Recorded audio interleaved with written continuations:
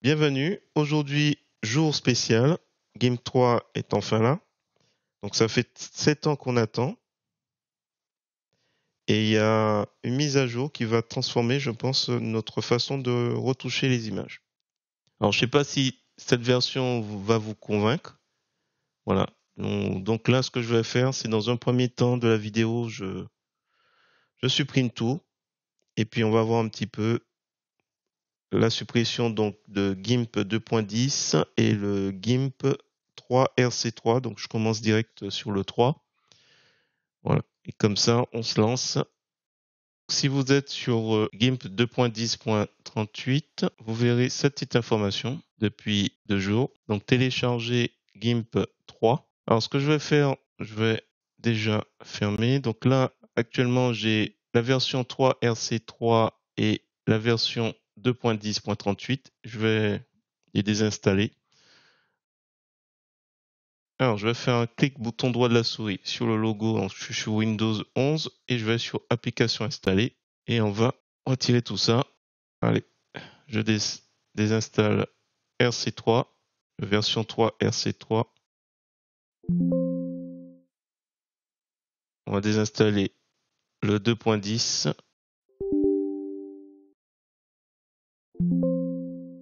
Ok, ensuite,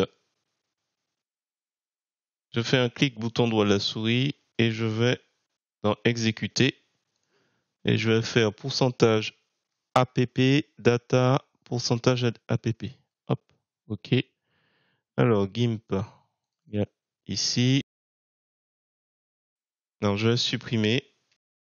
Ouais, je supprime aussi lui. Ok, on y va. GIMP. Donc gimp.org. On va le télécharger. Version 3. Directement. Allez, téléchargement. Donc là, en haut. Bon, je vais mettre le deuxième. Voilà, on y est. Alors, la fin. On clique sur exécuter. Terminé. Donc, nous voici. Alors, hop. Je vais ouvrir derrière là. Hop, comme ça, ce sera un peu mieux présenté. On va aller sur personnaliser. Donc on va aller sur Light Color. Legacy en icône de thème. Je préfère en couleur. Grouper, il est où? Utiliser les groupes d'outils. Non. Override. Thème. Alors taille. On va activer. Et on va augmenter ici. Voilà. Alors, attends. Hop. Qu'est-ce qu'il y a d'autre intéressant? Ah oui. Les fameux tailles. Voilà, hop, si vous trouvez que l'écriture est trop petite. Je sais qu'il y a eu beaucoup de demandes comme ça. Donc j'exagère un petit peu, juste histoire de. Hop, on reste sur ça, je pense que oui. Pour moi c'est bon, je suis à l'aise. Alors, vous pouvez rapporter les bugs ici. Donc toujours en anglais, j'ai fait une vidéo pour montrer. Si vous êtes codeur, ça va. Traducteur. Et sinon, vous pouvez faire des dons. Qu'est-ce qu'on a là? Ah, c'est les derniers éléments que j'ai créés. Alors, note de publication du 3. Ah, c'est marrant ça. Ok. Cliquez pour faire apparaître les éléments qui sont concernés. Ok. Aligner, distribuer. Ok. Il y a eu des améliorations. Ok. Donc, welcome. Ok. Bon, ben, c'est fini. Alors, moi, les calques, je préfère les avoir en haut. Donc, moi, je vais cliquer ici. Et c'est ici, la boîte de dialogue. Je vais le ramener ici. Je pense que ça va être la seule exigence. Alors, moi, ce qui j'aime bien, c'est donc les outils sont là. Les options de l'outil, ils sont ici, pas de souci. Calque est ici. Là, j'ai le canot, fenêtre canot et chemin. Voilà. Sinon, j'ai pas d'autres exigences au niveau des éléments. Alors, on va essayer de faire un petit essai. Je vais essayer d'être le plus complet et explicatif sur les gros changements. Donc là, Pixabay, je vais prendre cette image, clic bouton droit de la souris, copier l'image. Édition, coller. Donc là, jusque-là, pas de souci. Je vais séparer quelques feuilles. Donc je vais prendre l'outil de sélection main levée, contrôle molette de la souris. C'est pas pratique si je vois pas trop. Je vais mettre quelque chose en arrière-plan. Vous avez middle gray et je vais mettre en couleur arrière-plan la couleur blanche comme ça. Et donc normal, calque, hop, validé. On va juste le glisser en dessous. Comme ça on voit mieux pour la sélection. Donc si je me place sur le calque, je vais mettre branche. On va renommer branche. Donc si je fais CTRL X, CTRL V, il me fait directement un calque. Et je vais séparer quelques-uns pour vous montrer quelques éléments de nouveauté. Donc là, on va revenir sur branche, CTRL X, CTRL V. Donc comme ça, on a séparé nos deux feuilles. Donc, premier élément, les éditions non destructives. Donc on va aller sur filtre. Allez, on va faire flou. Et par exemple,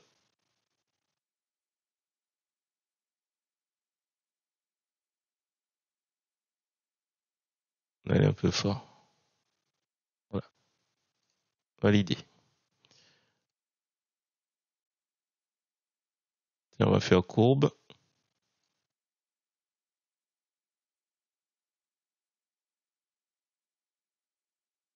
Validé. Donc là, nous retrouvons. Alors, je vais rajouter autre chose.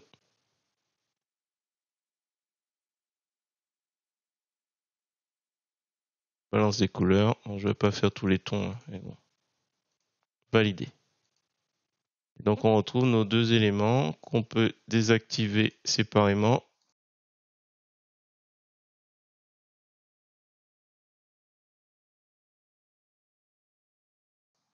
Et on peut fusionner si vous êtes. Alors, on peut changer aussi d'ordre.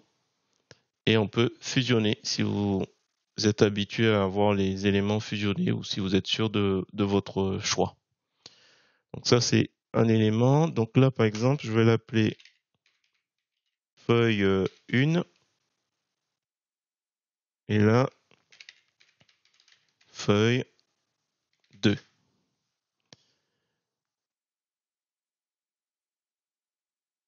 Si je recherche tout ce qui s'appelle feuille, il va me les sélectionner déjà. Alors, si je recherche calque, il va aller dessus directement. Branche, voilà. Donc il faut imaginer, alors, je ne vais pas le faire, mais si on a plein de calques feuilles mélangées, on pourra les sélectionner et ainsi, alors je vais le faire pour celui-là. Donc les deux feuilles sont sélectionnées et on va par exemple augmenter la taille. Alors là, ils sont sélectionnés comme on peut le voir, c'est tout gris. Donc si j'augmente 1, alors là, on ne voit pas tout de suite parce que l'aperçu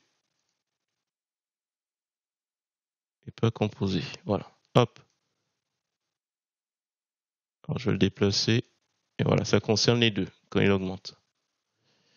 Donc voilà, c'est des choses à prendre en compte. Là, il s'est toujours sélectionné comme on peut le voir au niveau de la sélection.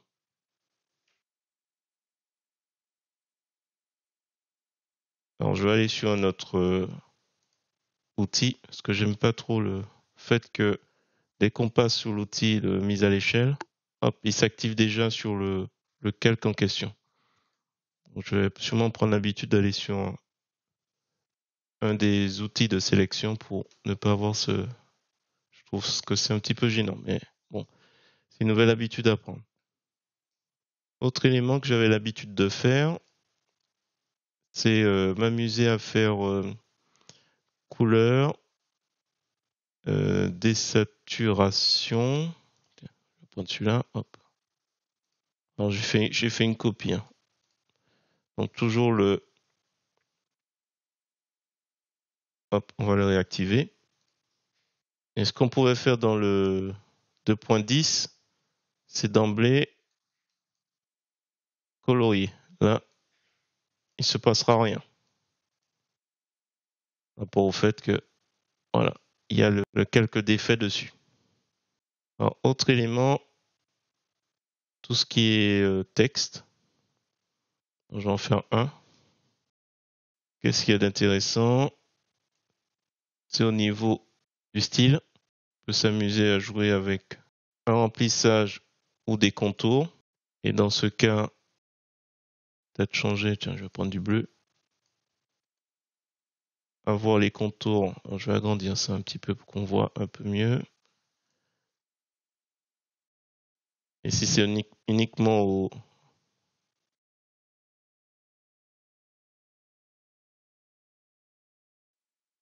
Donc l'épaisseur de la ligne, on va jouer dessus. Je vais aller sur notre police et une autre taille.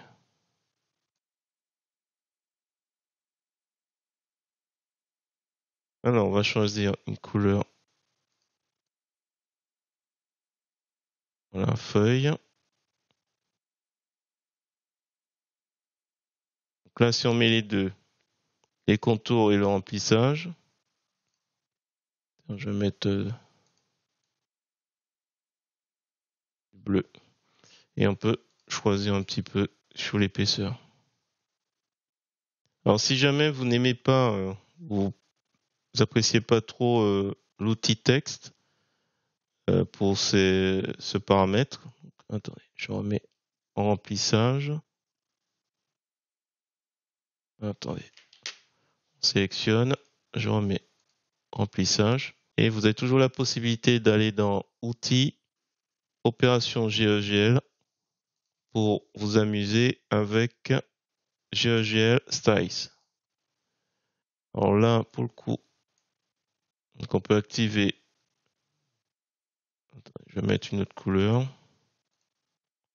Voilà, j'entre pas trop dans les détails parce que pour le coup, je suis pas trop habitué avec celui-là, mais vous avez plein d'options. Peut-être que ça fera l'objet d'une vidéo. Et du coup, tenez, je vais valider. Du coup, on retrouve nos calques d'effets de tout à l'heure. Autre élément, mais bon là ça concerne plus les personnes qui dessinent. Donc, il faut se mettre affichage tout affiché. Vous allez sur l'outil pinceau et quand vous descendez tout en bas dans les options de cet outil, vous avez Expand Layer. Donc ça va vous permettre, on va prendre, tiens, on va rester sur la couleur. Ça va vous permettre quand vous passez sur le calque. Donc là, c'est normal, il est là sur transparence. Je vais retirer le canal alpha, je vais supprimer le canal alpha, hop, comme ça on verra un peu mieux. Donc ça permet, si je dessine, je dépasse un petit peu, d'avoir le calque qui s'étend au fur et à mesure. Alors si vous faites affichage, vous retirez le tout affiché, vous retrouvez dans cette configuration-là. Alors c'est beaucoup plus intéressant pour des dessinateurs qui savent pas où va se limiter leur espace de travail. Donc je vais faire image, ajuster le canevas au calque. Voilà, comme ça vous allez voir. Alors imaginons aussi que on a des guides à placer. Dans le 2.10, ça se limitait à cette zone de travail, mais vous pouvez sortir du cadre. On va s'arrêter là. Et du coup, bon, là du coup on voit pas où on s'arrête à cause du fait que j'ai désactivé tout affiché. Donc je vais le reprendre. On va le reprendre. Hop, voilà. Affichage, tout affiché. Donc il faut ces deux éléments-là pour que ça s'active. Alors du coup, ça je pense pas que je vais l'utiliser souvent. Bon, je vais sûrement jamais l'utiliser. Donc là du coup, on est obligé de faire image, ajuster le canevas au calque. Alors je reviens un peu sur la note de version, je regarde un peu si j'ai Alors GTK 3, comme il indique, meilleure mise à l'échelle de l'interface utilisateur pour les High DPI, donc les écrans haute définition. Meilleure prise pour les tablettes. Possibilité, alors ça c'est plus pour les développeurs, de personnaliser avec les feuilles de style en cascade, CSS. Alors l'effet de couche non destructive, on l'a vu vite fait. Donc l'édition non destructive avec les filtres, on l'a vu. Le filtre GEGL, on l'a vu avec justement ça. Bon, on n'est pas entré dans le détail, mais... Alors, l'espace colométrique, bibliothèque Babel et GEGL. Une prise en charge plus étendue des espaces colorimétriques, RVB, au-delà du sRVB. Si vous chargez des images avec un profil colorimétrique Adobe RVB, ces informations seront conservées dans tous les aspects de GIMP, vous permettant ainsi d'effectuer des modifications nécessaires sans perdre les informations d'espace colorimétrique. Ensuite, qu'est-ce qu'il y a d'autre? La boîte de dialogue, on l'a vu. Tout est personnalisé, on l'a vu. J'ai mis mes préférences. La sélection de plusieurs calques, on n'a pas vu canaux et chemin. Alors, il y a des choses que j'ai pas montrées, mais j'ai déjà montré dans des précédentes vidéos. Le verrouillage de calques ont été déplacés vers l'entête en crame, vers un menu contextuel accessible à côté de l'icône de visibilité de chaque calque.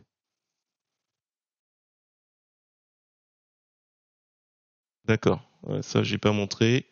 Donc verrouiller la visibilité, le positionnement, les pixels, en sachant que dans 2.10 je le mettais rarement. C'est dans très rare cas. Verrouiller le canal. D'accord, donc là par exemple, alors je vais chercher un canal, ah tiens, peut-être au niveau des branches, du quelques branches. Alors, on le verra pas à cause de copie branche. Je vais le masquer. Voilà, donc là nous sommes sous ce calque.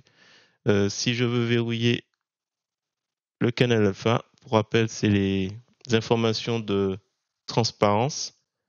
Alors, ça veut dire que, hop, on peut plus. Voilà. Si je veux verrouiller la position, je prends l'outil de déplacement. Donc, on est bien sur le calque.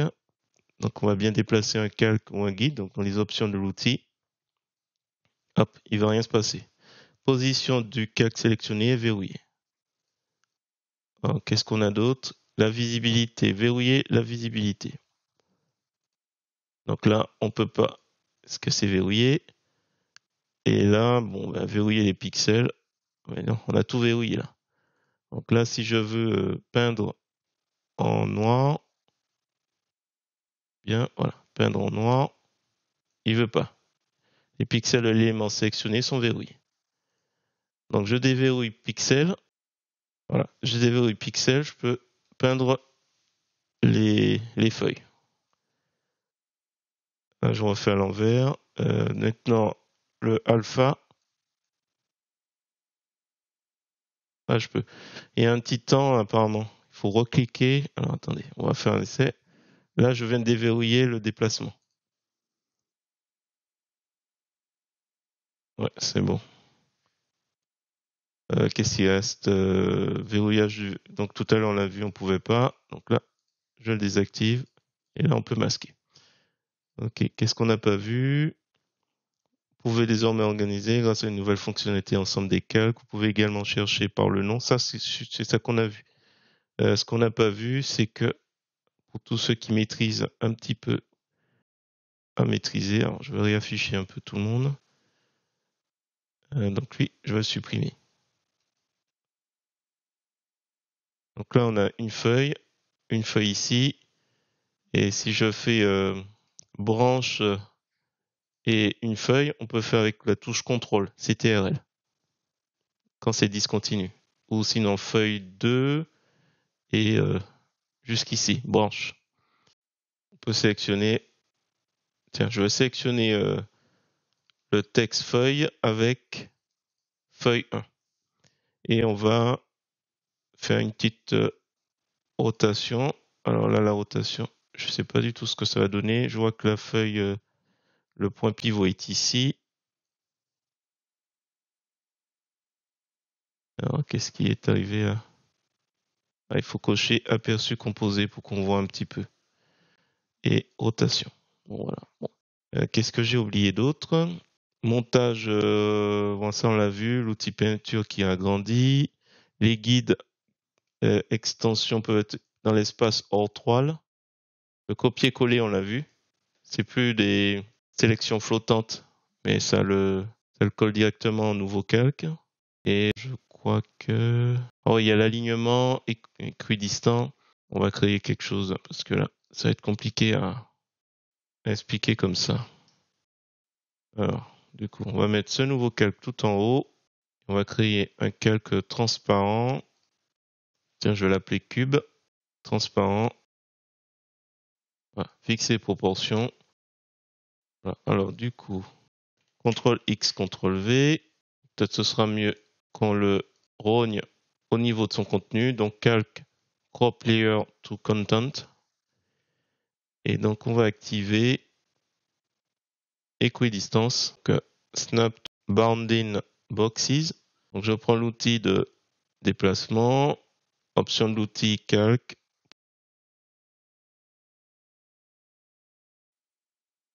Bon, voilà, vous avez le titre qui apparaît, qui permet de m'assurer que je suis bien aligné au centre, par exemple. Voilà. Je sais pas si j'ai fait le tour. Prise en charge améliorée des formats de fichiers. JPEG XL. Donc, et puis, je crois que j'ai fait le tour. Meilleur support du texte, nouveau logo. Et je pense qu'on a fait le tour. Alors, il y a des choses aussi intéressantes. Prochaine étape. Donc, apparemment, on va pas attendre trop longtemps pour pouvoir arriver et débarquer de nouvelles fonctionnalités.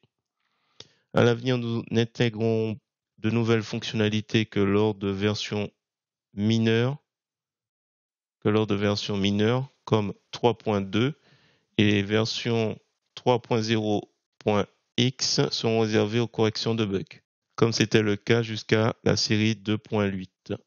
La série 2.10 faisait exception car nous ajoutions des fonctionnalités même lors de micro-versions ponctuelles.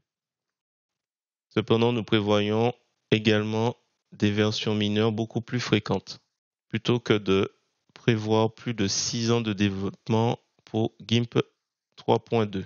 Nous prévoyons de publier dans l'année suivant la version 3. Par conséquent, il comportera moins de fonctionnalités, mais celles-ci seront disponibles pour les utilisateurs beaucoup plus tôt. Donc, version mineure dans l'année suivant 3.0. Voilà, je pense avoir fait le tour. Donc voilà, on verra les prochaines vidéos. Alors, elles sortiront certainement au mois de mai. Vous attendez pas tout de suite à des vidéos sur GIMP 3. Pour l'instant, je vais prendre le temps de prendre en main les nouvelles fonctionnalités. Donc pour l'instant, il y a encore des vidéos de 2.10 et de 3 RC3. Donc ce que je montre dans le GIMP 3 RC3 pourra être utilisé dans celui-ci.